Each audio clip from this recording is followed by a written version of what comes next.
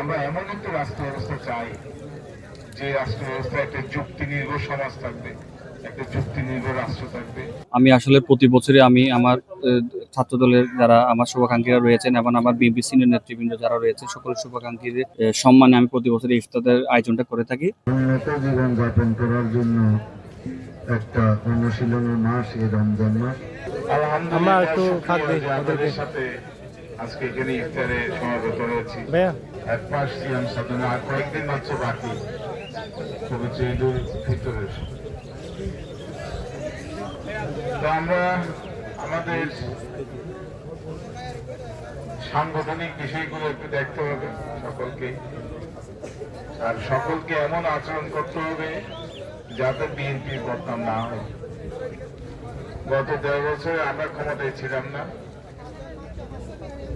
আমরা অনেকটা বিরোধী মতো ছিলাম, কিন্তু সমস্ত বদনামগুলো আমাদের উপর চাপিয়ে দেওয়া হয়েছে বিভিন্ন গীবত করে, বিভিন্ন কৌশল করে, যাতে নির্বাচনে আমরা পরাজিত হই। সারা বাংলাদেশ মানুষের মধ্যে ধারণা, বদ্ধমূল ধারণা করে দিয়েছিল যে বিএনপি মানে খারাপ লোকের দল, কিন্তু মানুষ এটা বিশ্বাস করে না, যার প্রমাণ হলো বিপুল ভোটে বিএনপি নির্বাচিত হয়েছে। এবং যারা এই সমস্ত বদনাম করেছে তারাই কিন্তু খারাপ করেছে নির্বাচন। যারা ফেসিবাদ কায়েম করেছে তাদের পালিয়ে যেতে হয়, যারা কট্টরপন্থা কায়েম করেছে তাদেরও পালিয়ে যেতে হয় অথবা তাদের ফাঁসির কাছে যেতে হয়। আর উদার গণতান্ত্রিক পদ্ধতিতে আপনি কখনো বিরোধী দল থাকবেন, কখনো সরকারি দল থাকবেন, যেটা জাতীয়তাবাদী দল দেখিয়ে দিয়েছে। আজকে 25 বছর 30 বছর পর্যন্ত আমরা যখন ক্ষমতাচ্যুত হই হয়তো আমাদের জেলে নিয়ে যায়, কিন্তু আমাদের পালিয়ে যেতে হয়। আমরা এমন একটা রাষ্ট্র ব্যবস্থা চাই যে রাষ্ট্র ব্যবস্থায় একটা যুক্তি নির্ভর সমাজ থাকবে, একটা যুক্তি নির্ভর রাষ্ট্র থাকবে, এবং রাজনৈতিক দলগুলোর মধ্যে একটা সম্প্রীতি থাকবে, সৌহার্দ্যপূর্ণ পরিবেশ থাকবে, এবং একটা মর্যাদা থাকবে, সম্মানের সাথে একজন আরেকজনকে কথা বলবে, ইতিবাচক কথা বলবে।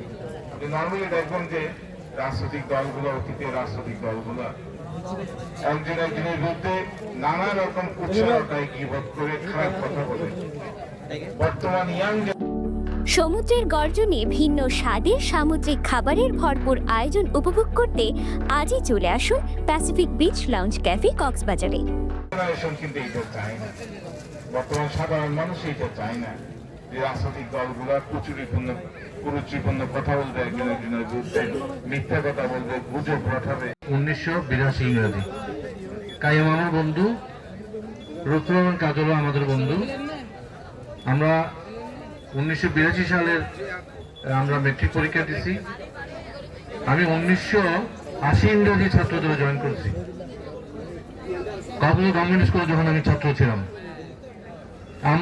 আমি কিন্তু নিজে নিজে এসে ছাত্রদল করি নাই। তৎকালীন ছাত্রদলের, যারা ছাত্রদলের তখন মহকুমা ছিল কক্সবাজার, মহকুমা ছাত্রদলের সভাপতি, সাধারণ সম্পাদক আমার পেছনে 1 মাস সময় দিয়েছে। টার্গেট করেছে যে অমুকের ছেলে অমুককে জাতীয় ছাত্র দলে যোগদান করাবো, এবং তারা সফল হয়েছে। উন্নত জীবন যাপন করার জন্য একটা অনুশীলনের মাস এই রমজান মাস। এই রমজানের ইফতার মাহফিলে আপনারা যারা এসেছেন, এখানে অনেক নতুন ভাইদেরকে দেখছি।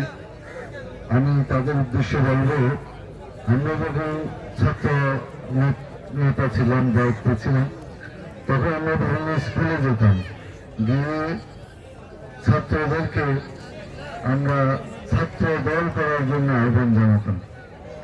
সেই সুবাদে আজকে বলতে চাই, যারা নবীন এখানে এসেছেন তারা নিশ্চয় ছাত্র দলকে ভালোবেসে এখানে এসেছেন।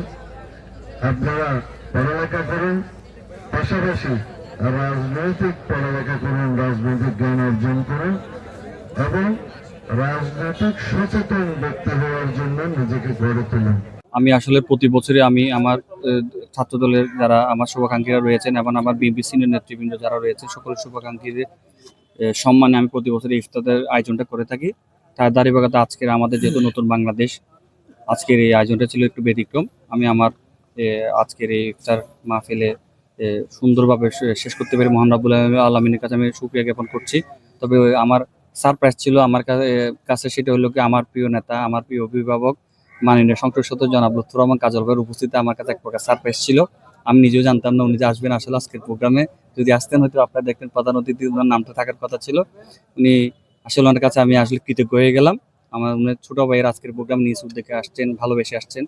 আর আমার যারা দলীয় ভাই, ছোট ভাই, বন্ধু, শুভাকাঙ্ক্ষীরা যারা আমাকে সহযোগিতা করেছেন গতকালকে থেকে, আমাকে যারা সর্বাত্মক সহযোগিতা করেছেন, তাহলে একার পক্ষে কোনো সন্দেহ আমি আসলে টিম ওয়ার্কের কাজটা করেছিলাম। আমাদের ইফতার পারফেক্ট এবং আজকের দোয়া মাহফিলটা সকলের সহিত আজকে একটা সুন্দর ইফতার ও দোয়া মাহফিল আমরা শেষ করতে পেরেছি।